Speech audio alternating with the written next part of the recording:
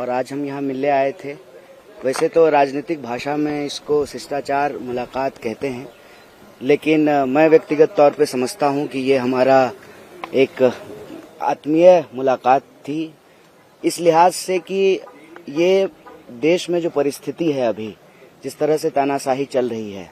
किसी को भी पकड़ करके बिला वजह जेल में बंद कर देना, इस तानाशाही के खिलाफ हम लोग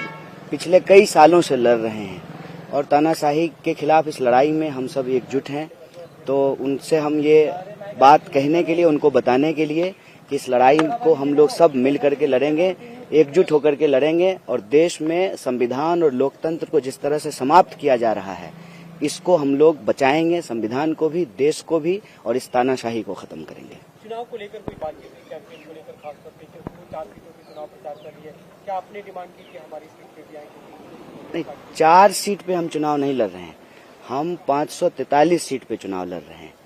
हम इंडिया अलायंस के सब लोग जो है घटक दल हैं और ये अलायंस पूरी तरह से एकजुट है। दिल्ली की भी 7 सीट पे चुनाव लड़ रहे हैं। तो जो भी हम लोग रणनीति बना रहे हैं वो किसी एक प्रत्याशी के लिए या एक पार्टी के लिए नहीं बना रहे हैं, वो दिल्ली के लिए बना रहे हैं, दिल्ली के लोगों के लिए बना रहे हैं, क्योंकि ये दिल्ली के लोगों के आत्मसम्मान का सवाल है। किसी को, एक व्यक्ति को सांसद बनाने का सवाल नहीं है, किसी एक व्यक्ति को प्रधानमंत्री बनाने का सवाल नहीं है, एक पार्टी की सरकार बनाने का सवाल नहीं है। सवाल है कि दिल्ली के लोगों को जिस तरह से अपमानित किया जा रहा है, जिस तरह से दिल्ली में तानाशाही चल रही है, जिस तरह से सीएम साहब को पकड़ करके जेल में डाल दिया गया है, इस तानाशाही के खिलाफ और दिल्ली के अधिकारों पे जो रोज बरोज हमले हुए, जिस तरह से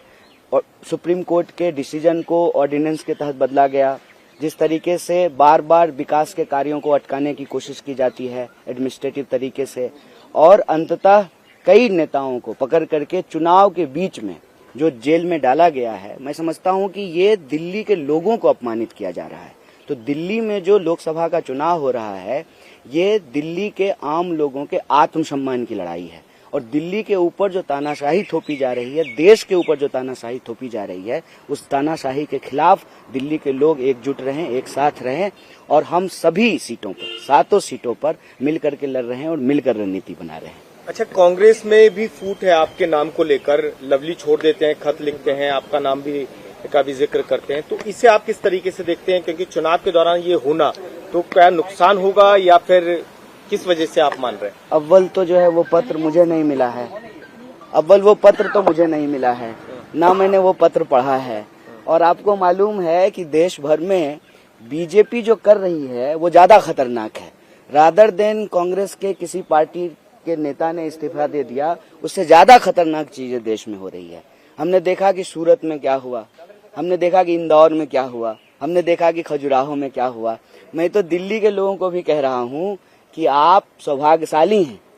आपके पास मौका है कि आप वोट दे पा रहे हैं, आपके प्रत्याशी टिके हुए हैं, तो आप वोट दीजिए, क्योंकि आपको जो ये वोट देने का अधिकार मिला है, ये आपके पास रहेगा कि नहीं रहेगा, पूरे देश की सूरत जो है वो सूरत जैसी बन जाएगी, इस पर विचार करना चाहिए और इस पर चर्चा करना चाहिए। चुनाव के दौरान पार्टी के भीतर प्रत्याशी को लेकर के या किसी नेता का इस्तीफा होना, ये कोई नई बात नहीं है। नई बात ये है कि प्रत्याशियों को डरा के धमका के बिठा देना, प्रत्याशियों को अपने साथ मिला लेना और चुनाव ही नहीं होने देना, ये ज्यादा खतरनाक बात है।